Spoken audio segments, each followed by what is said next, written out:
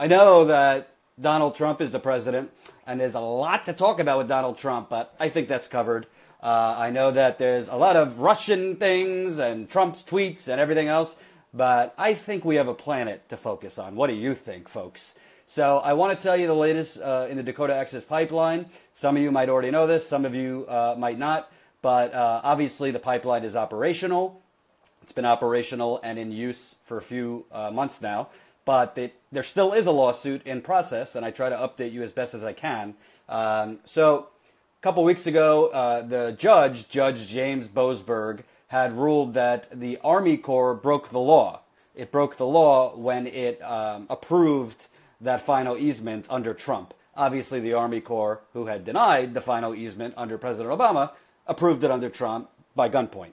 So I'm going to read you this story, and then I have some comments from Standing Rock Sioux Tribe's lawyer.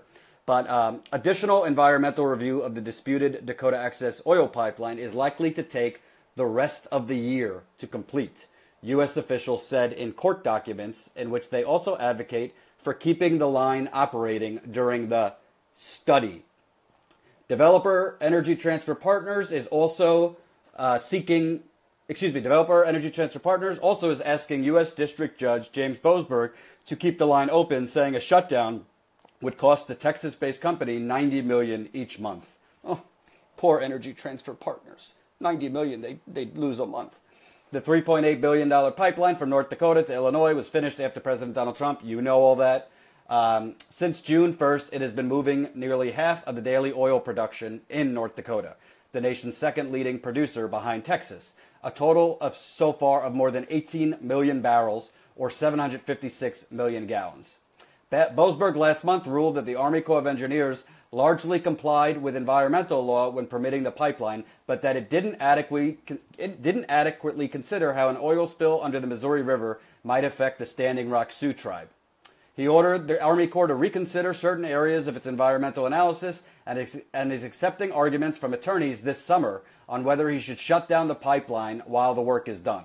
A move, he said, quote, would carry serious consequences that a court should not lightly impose. So share this video. Let's get this out there. Okay, so basically you have the Army Corps, who Obama had denied the permit and said you need to do an environmental impact study. That environmental impact study began, and then Trump held a gun to the Army Corps' head, and they reversed it, and Trump ordered the easement. Still against the law, you have to have an environmental impact study for projects, infrastructure projects of this size. Share this video. So there was no environmental impact study. Now the company and the Army Corps are saying we need the rest of the year to do the full environmental impact assessment. They're not doing an environmental impact study. They're just going back and going to basically close the holes in their environmental analysis so far, that the judge said they broke the law by not taking into consideration certain things. So again, no environmental impact study. That's important. So I want to tell you what the Standing Rock Sioux lawyer told me. I think the news is that it's such a short time. It means that there's no environmental impact study and almost certainly no public comment, meaning since they're saying they need through the end of the year, they cannot do a full environmental impact study by then. The Army Corps is treating, let me read that one more time. I think the news is that it's such a short time. It means there's no environmental impact study and almost certainly no public comment. This is from Jan Hasselman, the Standing Rock Sioux's attorney. Quote, the Army Corps is treating the process as a sham. The Army Corps is treating the process as a sham, just papering over an existing decision rather than taking a fresh look. I happen to agree with Jan. So basically, they're not doing an environmental impact study, which at the minimum, a full environmental impact study of a project of this size would take you probably a year to a year and a half. They're saying they need through the end of this year, which means August, September, October, November, 5 months. And again, this is like having, this is like asking the oil company in the first place to be the ones that pay for and commission an environmental assessment. An environmental assessment is different than an environmental impact study. The environmental assessment that was done Energy Transfer Partners, the parent company of the pipeline, is the one that paid for the consultant to do the environmental assessment. And guess what? The assessors typically tell the people paying them what they want to hear. What they want to hear. So essentially, you have the Army Corps, who is under Trump, essentially doing the environmental assessment or environmental review, whatever you want to call it. Are they really doing the environmental review to actually find the facts and data? Or have they already decided on what the facts and data are, and they're doing a review to meet that conclusion? Because those are two different things. You're either taking a brand new look, and there is an unbiased, impartial body or department looking into this that has nothing at stake and isn't part of the federal government run by President Donald Trump, who wants this pipeline and every pipeline approved with no review. You can't have it both ways. So it's kind of unbelievable, literally unbelievable, that the Army Corps of Engineers is going to do a thorough, genuine, or appropriate and effective review. The Standing Rock Sioux attorney also told me, so the Army Corps must basically fix the problem in their original analysis, which is what the judge ordered. The judge has no say on how long that's going to take. So if the Army Corps says they need the rest of the year, the judge can't tell them to speed it up or give them more time. The second thing, the judge right now is deciding what to do in the interim. Normally in these situations, the permits are vacated so that the project can't move forward. DAPL is not a normal situation. Specifically, it's built and operating. The judge recognized that vacating the permits while the remands is underway would mean suspending operations at the pipeline, and he wants additional argument on that. That is the briefing going on now. So the Army Corps and DAPL submitted briefs to the judge, posted on Earth Justice's FAQ page. Standing Rock Sioux Tribe files their papers on Monday. So, and then responses with a judge's decision sometime after that, hopefully in September. So basically, even while this environmental review is going on, which I think is a sham, and I agree with Standing Rock Sioux's attorney, even while that's going on, the judge has still said, well, I need to decide what to do in the meantime while that review is going on. So the judge has asked Army Corps of Engineers, Dakota Access Pipeline to state their case while the pipeline should be kept open while this review is going on. And on Monday, the Standing Rock Sioux Tribe is going to submit their case why it should be shut down. Meanwhile, I want to be clear, there's been 3 spills that we know of.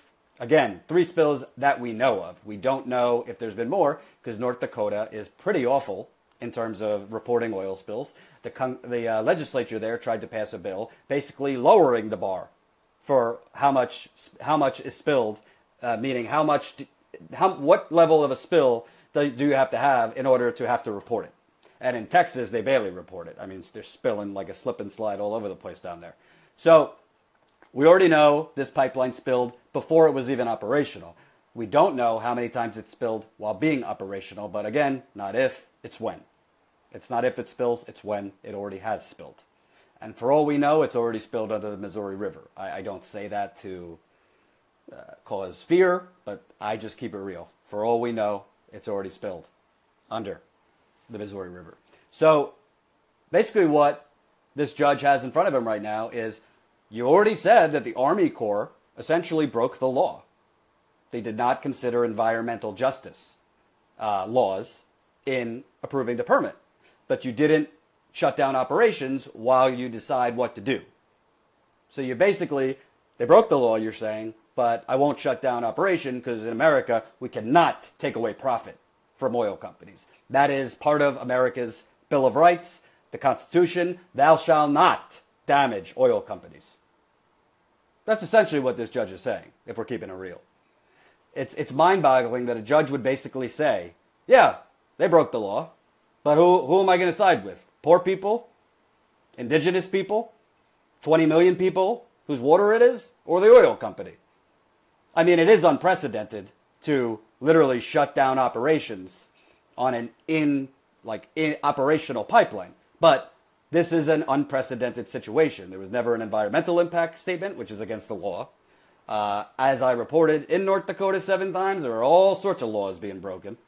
And now this judge, to his credit, said they did not follow the law in approving that easement because they didn't take into account what would be the consequences on the Standing Rock Sioux tribe if a pipeline was put under the Missouri River. So the question is, what is the judge waiting for? So Dakota Access Pipeline and the Army Corps already submitted their briefs on why the pipeline should be kept open. Standing Rock Sioux tribe is submitting their brief on Monday. What other information does the judge need? You've already said they broke the law. So now it's about, well, do I allow lawbreakers to make money? Or do I demand that this oil company and the Army Corps come up with an actual thorough environmental impact study, which we know if an independent, non-partial department, not at gunpoint by President Trump, was doing a environmental impact study, we know what they would find.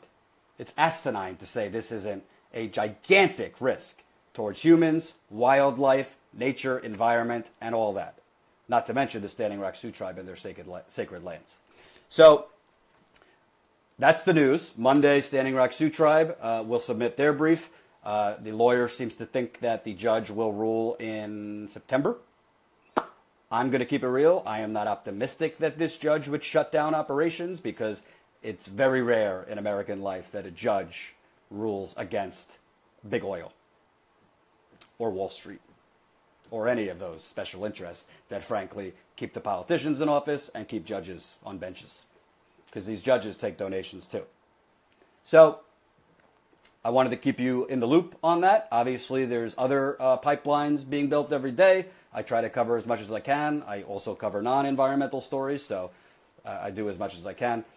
Keystone Pipeline, I reported in my, I just started an email list, actually. I'm writing up an email list. I'm writing up an email that's going out to a list on all the underreported or not reported news out there. So instead of Trump and Russia and all that stuff, I'm sending out probably once or twice a week at this point, basically all the ignored news. So go sign up for that. There, on my Twitter, on my Facebook, there's a link where you could sign up for that email list. I had a story on there about the Keystone Pipeline, and shocker, even the oil companies are saying it's not necessary at this point because oil prices are at like at a low. It's not going to make money for like America. This is all for keep the oil companies that are funneling money to the politicians. Keep paying them off. So the oil companies pay off the politicians, and then the politicians let them put their pipeline through poor people, indigenous people, poor whites, poor blacks, even rich people now, through their homes. Planet be damned. So go check out, again, that email list. You could sign up on my Facebook page or my Twitter. The links are there today. And, of course, Chapter 2 of my book, Corporate Con Job, is out. CorporateConJob.com. It's all about how the corporate media welfare complex is the real reason we got President Trump, and Bill Clinton is responsible for that, folks. So, thank you for watching. At Jordan Sheridan on Twitter, and like my Facebook page, Jordan Sheridan. Take care.